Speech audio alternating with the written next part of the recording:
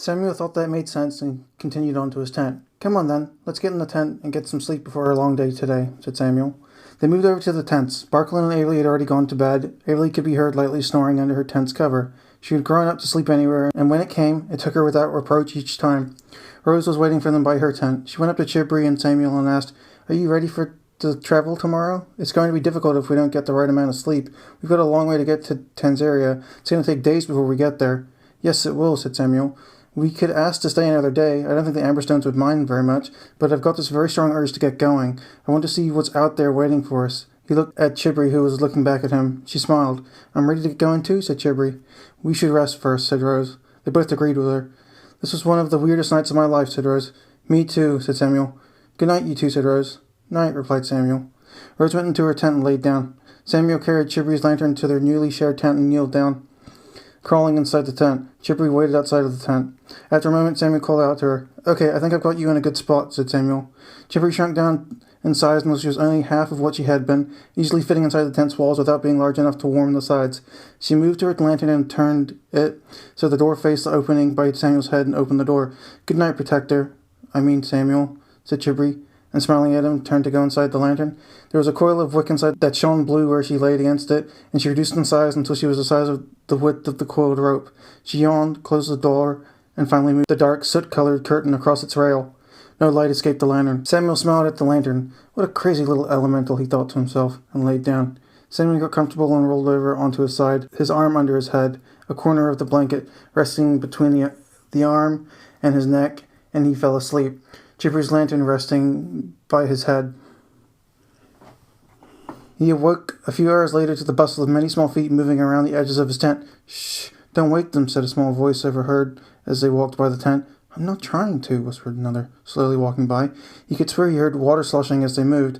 He popped his head out from the tent. "What's going on?" he asked the two small raccoons as they passed by. Lucy and Joey looked at him. Joey held a bucket of water with both paws and was having trouble carrying its heavy weight with him. "We're washing the fence line," said Joey.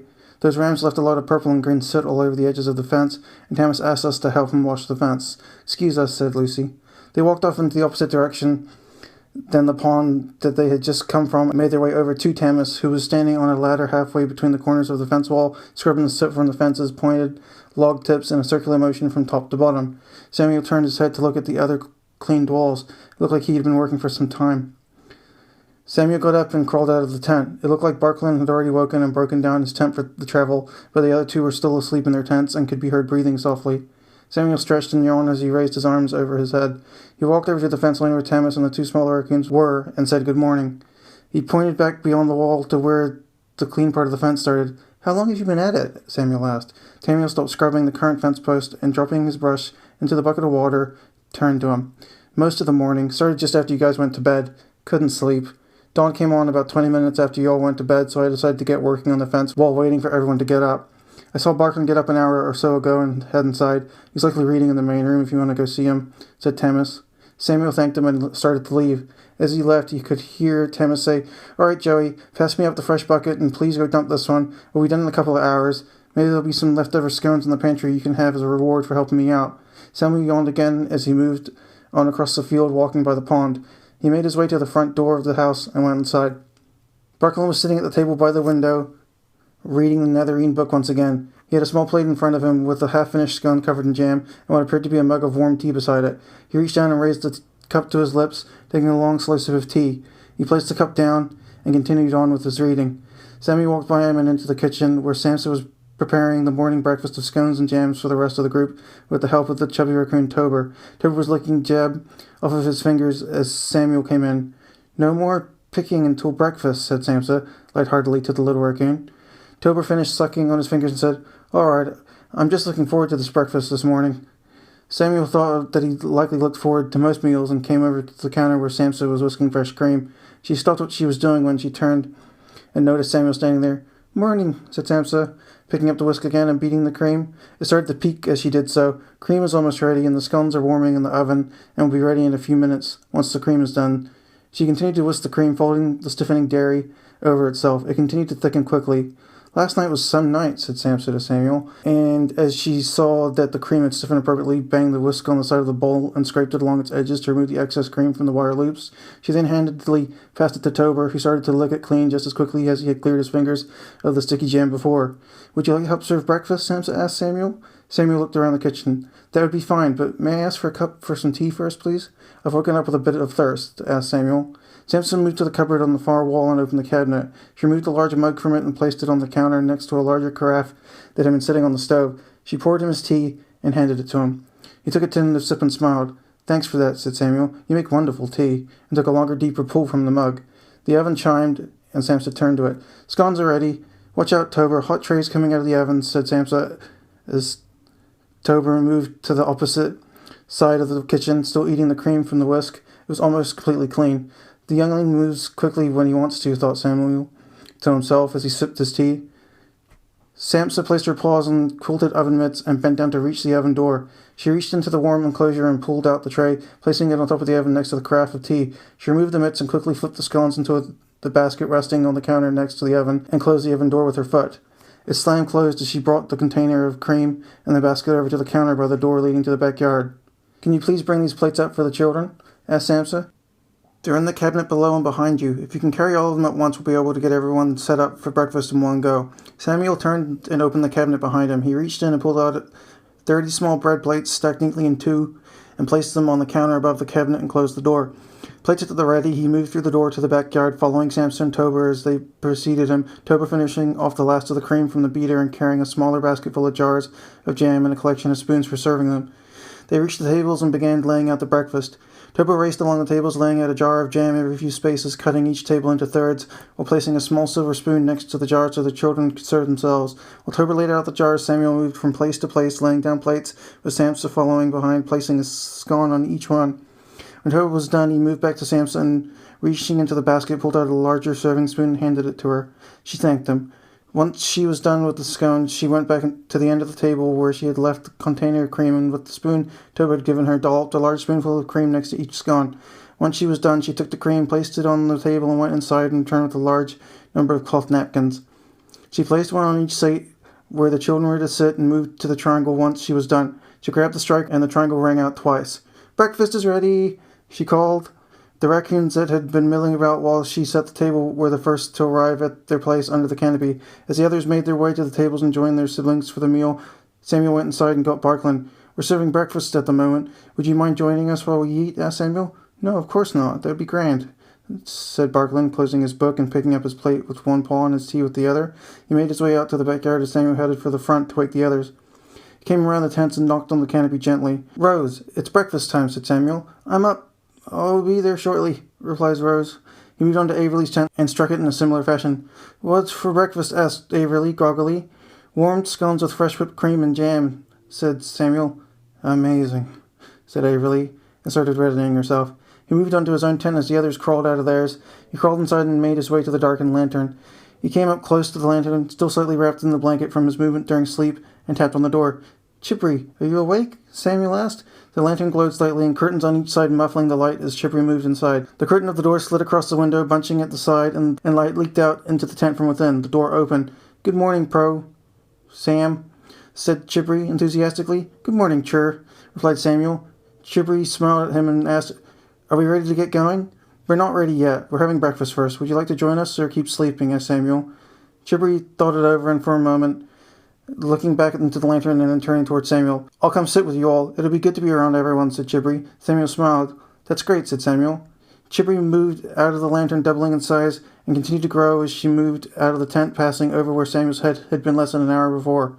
Samuel grabbed the lantern and closed the door. He took the string that was attached to the metal ring at the top of the lantern and tied it around his waist. He followed Chippery outside of the tent. She was waiting for him by Rose and Averly. She wished them a good morning and looked back at Samuel.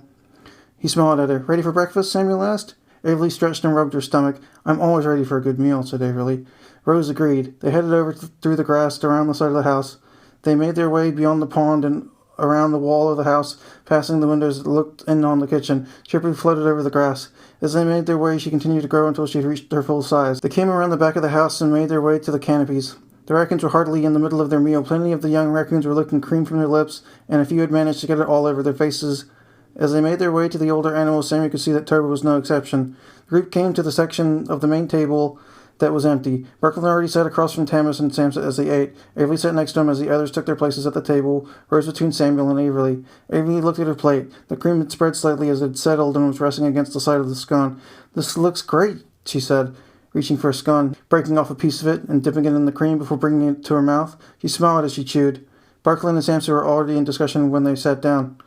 "So, we'll leave today, after breakfast is done and we refilled our water containers and make our way to Tanzania. We're going to your family's house straight away. Where about in town is it located?" asked Barkley.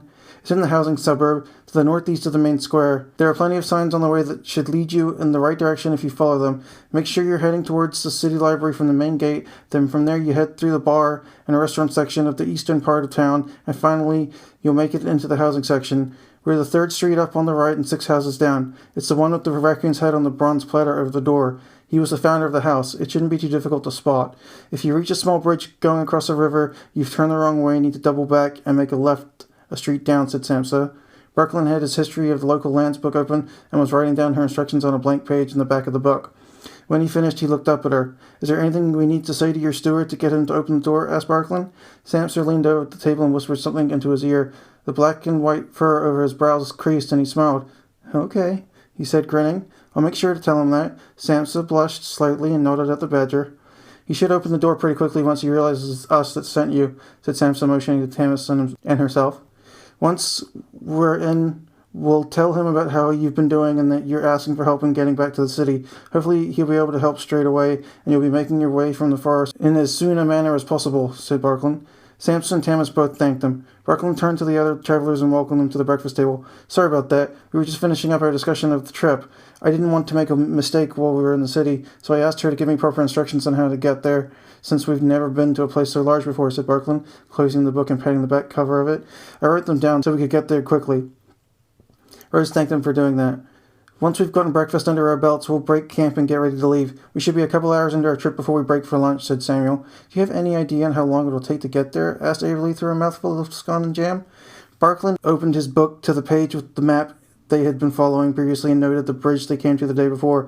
With his fingers spread apart slightly, he measured equal parts until he came to the town of Tanzania. "It should take us about 3 days to get there. The last day will be easier than the first two, as it's a shorter distance to travel than the prior two. Depending on how often we rest, we'll be able to get there before dark of the third day, I think," said Barkley. He made small pencil marks where his fingers had lain on the page and closed the book again. "That doesn't seem too bad," said Rose. "It must be about a day's carriage ride from the city to the forest," said Samuel. Tamis nodded. "Yes, it's about that long to get here. So once you're up there, we should be up there with you within a couple of days or so. We'll get the children to start packing their bags in a few nights so they're ready to go before we leave, so we can just load the carriages to be back as soon as possible," said Tamis. "Hopefully that'll make it that much easier to get back to the city. Once you're back, you'll be able to settle back into your house and get on with your lives a little easier. Maybe you'll be able to find more information about your parents there as well," said Rose eagerly. Samson nodded. "I hope so. It's been such a long time since we've seen them, but even if it's just Jeffries there to help us, we'll be able to do so much better. Get the younglings into school, and then we can focus on figuring out where Mom and Dad went," said Samsa. Avery got up from the table, having finished her scone, and took herself and her plate over to the basket of scones and container of cream that sat on the edge of the table. She searched herself another scone, and going to the cream container, another dollop of heavy cream. She came back to the table and sat down. "These are awfully tasty. I wanted to make sure I had seconds before we left. The cream is just marvelous," said Avery, breaking off a chunk of scone and dipping it into the cream. She ladled jam on top of the morsel before popping it into her mouth and chewing expectantly. "You'll be able to take a few with you," said Tamis. "Samsa always makes extra, and we have plenty to share." Avery and the others looked up to him and smiled. "Thanks so much," said Avery enthusiastically. Samuel was chewing his food slowly and thinking to himself. As he finished his mouthful, he spoke up. "We should catch some fish this afternoon at the bridge before we pass on. It'd be nice to have one more night of fresh fish before we're eating the staling bread we've got left for the 2 days after. If we smoke some of them tonight, we can have fish for the entire trip." They agreed that that was a great idea. They had forgotten that the supplies they had would have gone stale at this point, sitting in their rucksacks. The idea of stale bread for dinner didn't seem that appetizing, but to Avery, who was used to such meals, it didn't seem so bad. They could travel for days without eating if they really had to do so. They ate their food and thought about their coming trip. Rose was excited to see the new city. "We'll have to figure out where the post office is once we're there, so I can send a letter off to Mother about what we're doing. I don't want her freaking out about us not showing up in a couple of weeks like we were supposed to," said Rose. That's a good idea, too. Wouldn't want our parents to worry about us thinking we'd gotten lost in the forest or taken by some mountain animals back to their hideout, said Samuel. Rose looked at him, grinning at the foolish idea. You think they'll understand what we're doing? Asked Rose. Brooklyn turned towards her. I'm sure they will. They know we were ready for adventure when we started, and that we were going to make the most of the trip if we could. We can't stop them worrying about us, but we can at least let them know what we're doing so they worry less and know where to go looking for us if we do disappear, said Brooklyn thoughtfully. Rose nodded. You're right. It's the best course of action for the change in plans that we've had, said Rose. She bit into her scone and chewed slowly, thinking about her mother and how she was probably rolling the morning dough at this point for the afternoon bake session. She smiled to herself. Avery was almost done with her second helping. Shall we finish our meal quickly and get going then? Avery asked through a mouthful of crumbs. I can go over and start breaking down the tents while you all finish up, said Barklin, having finished his meal already, his plate clear and cup empty. Do you mind? Asked Samuel, as he made his way through his breakfast, taking a sip of his morning tea. No, not at all. We might as well get going as soon as we can. The faster we can get to the city, the better off the Amberstones will be, said Barklin, and he motioned to the raccoons around him. Thanks for doing that. We'll finish as quickly as we can, said Rose. Brooklyn got up and made his way from the table, carrying his plate and cup into the kitchen at the side of the house. He placed the tableware in the sink and washed them off quickly with the brush and soap that sat beside him on the counter. He placed them on the dish rack and headed over to the tents and started breaking them down. He began with Averly's, breaking down the tent canopy with both paws, untying the rope strung from each corner of the canopy, removing the ground pegs one at a time, and folding it into a smaller rectangle so it could be rolled up later. He laid that down on top of the sack she traveled with and moved on to the frame of the tent. He removed the looped ends of the rope that spanned the length of the tent from the 2 metal poles that had been stuck in the ground at each end. He looped the rope around itself and pulled each pole from the ground, and twisting them, folded the poles against themselves in quarters. He placed the curled rope and folded poles on the top of the sack and moved on to the next tent. He did the same to the other two. Once they were done, he went back into the opposite direction, folding and then rolling the blanket of his friends into the right size and tying them with the loops of fabric that had been sewn at each end. He placed them next to the backpacks they traveled with. He made his way through the field towards the house and came back to the seating area at the back, coming through the kitchen to do so. He came back to his place and sat down. The others were finishing their meal and sipping their tea. It looked as though Avery had gone back for thirds and was finishing off the last of her scone, wiping it across her plate to collect jam and popping it into her mouth. She chewed contentedly. Thanks for doing that, said Avery through a mouthful of scone. Once again. She smiled at him. It was no problem. It only took a few minutes to get it done. You're basically packed up. You've just got to put the things the way you like it in your bags and we'll be set to get going, said Barklin. That's great, said Samuel. We're just finishing our tea and chatting with Thomas and Samsa about their town. I wanted to make sure I knew where we were going in case we got split up. That makes sense, said Barklin. Rose sipped her tea and poured the rest of the cup into her mouth, finishing it completely. She licked her lips and put the cup down. That was lovely, she said. Do you mind if I fill my water container with tea before we go? She asked the raccoons sitting across from her. No, not at all, said Samsa. You're more than welcome to do that. I've wrapped you each a few scones that were left over for your travel, 1 per day each. That should keep your stomachs full for the day so you're not stuck eating too many stale rations, said Tamas. Thanks for doing that, said Samuel gratefully. Avery got up and went around the table collecting their plates. I'll take these in and wash them. Samuel, would you mind grabbing everyone's cups and I'll wash those too, said Avery. Samuel got up and started to collect the cups in the same manner. They headed over to the kitchen and placed them in the sink. Avery scrubbed each of the items with a brush and soap and rinsed them off under the hot tap. She placed them all in the rack next to Barklin's dishes and then made her way back outside. Samuel was going from table to table collecting the young raccoon's plates to bring them inside. Tober and Lucy were grabbing as many cups as they could carry and bringing them into the kitchen. Tamas and Samsa grabbed the rest, and they all went into the kitchen to drop them off by the sink. Lucy and Tober passing their loads to the older raccoons as the counter was just a little too tall for them to reach properly.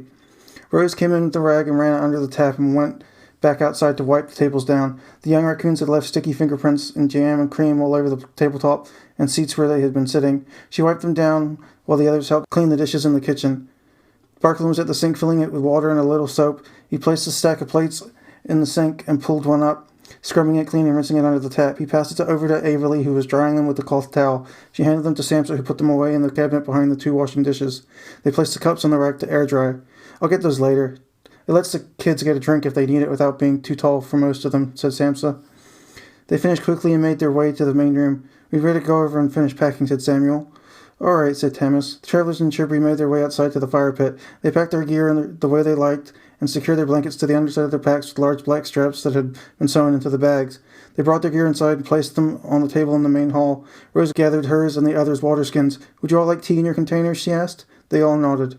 She took the skins into the kitchen and placed them on the countertop next to the stove. The element was cool and the craft next to the stove had cooled while they had enjoyed their breakfast. She arranged the skins with their openings on the top and gently and slowly poured the tea into each of them. She filled each of the square-bottomed containers 3/4 of the way with tea and then placed the carafe back on the counter. She then took the containers 2 at a time and brought them over to the counter by the sink. She filled the containers the rest of the way with water from the tap and screwed the lids on tight so they wouldn't leak while they moved around. She strung them around her shoulder and made her way back to the main room. The tea sloshed in the containers as she went. Samuel was thanking the raccoons for the lovely meal and letting them stay with them for the night. It was no bother. Thanks for taking the time to get us out of the woods. We really appreciate that you would do something like that for animals you've just met, said Tamis. Samsa agreed. Samuel shook Tamis' paw and Samsa gave him a hug. You folks look after yourselves while you're on your trip. We know Jeffries will be able to help you once you get to him, said Samsa. She hugged each of the others in the group. Tamis took Bachlin's paw. Samsa moved to Chibri. You make sure they're all right, said Samsa, glowing blue as she hugged the floating flame. I will, said Chibri, smiling back up at her. The group went back to the table and attached their water containers to their rucksacks. Each looped an arm through the straps at the back and hoisted them onto their shoulders and placed their own arm through the remaining opening held by the other strap. Avery adjusted her straps and pulled them tight. The others did the same. Samuel moved Chibri's lantern down his belt to swing in the opposite motion of the sword he had picked up from the table. He laced it through its loop and let it sit just above his thigh. He tested it out and adjusted the lantern again until he was happy with it. Barkley looped the bow around his shoulder and let it rest on top of his book satchel, one arm through the space the bow left. Finally, Rose grabbed her staff that had been leaning on the edge of the table and stamped it on the ground in front of her. They were ready to go. They turned to the doorway and made their way outside. Tamis, Samsa, and the other younger raccoons followed them. The travelers made their way to the front gate, crossing the field in front of the fort. The family followed along. As they reached the gate, Milo, who had been positioned there as he had finished his breakfast first that morning, stopped them. Ready to go? Asked the young raccoon to the travelers. Yes, we are, replied Samuel, cheerfully floating beside him at the others standing just behind them. Go on through then. Pleasant travels, said Milo. Milo went to the gate and opened it fully, and the animals started to make their way through. Good luck and thank you, yelled Tamis as the gate made its closing motion. The travelers heard the tiny cheers from behind the walled fort as they made their way into the forest.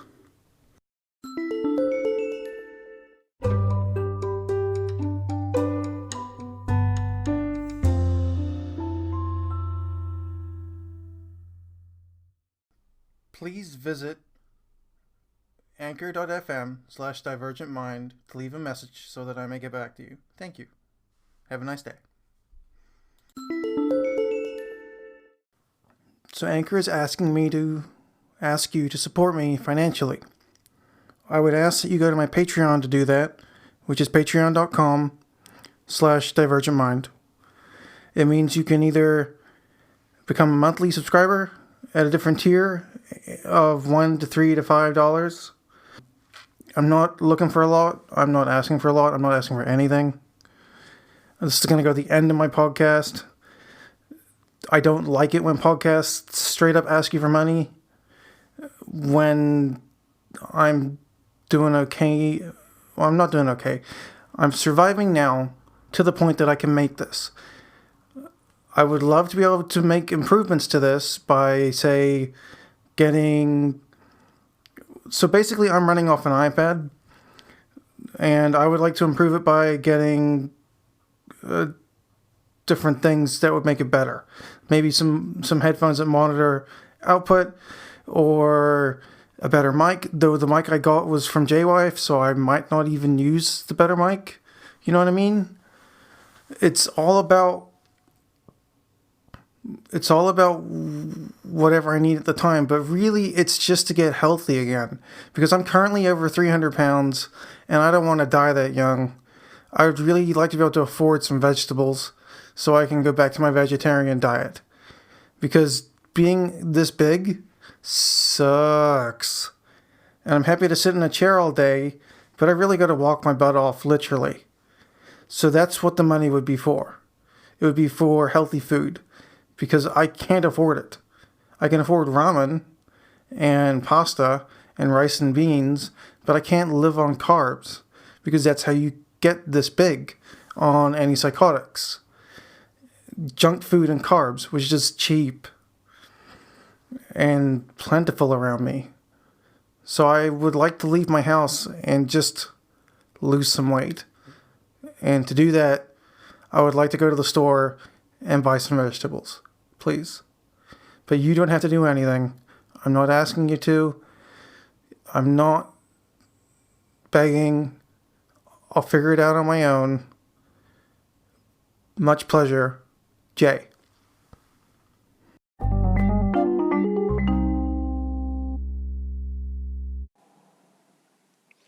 Hey, people, take a listen to the Divergent Mind podcast. You get both insight into living with a serious mental illness and get to listen to a lovely tale about a journey cute little animals need to take. Don't miss out, and remember, divergent minds don't need to think alike.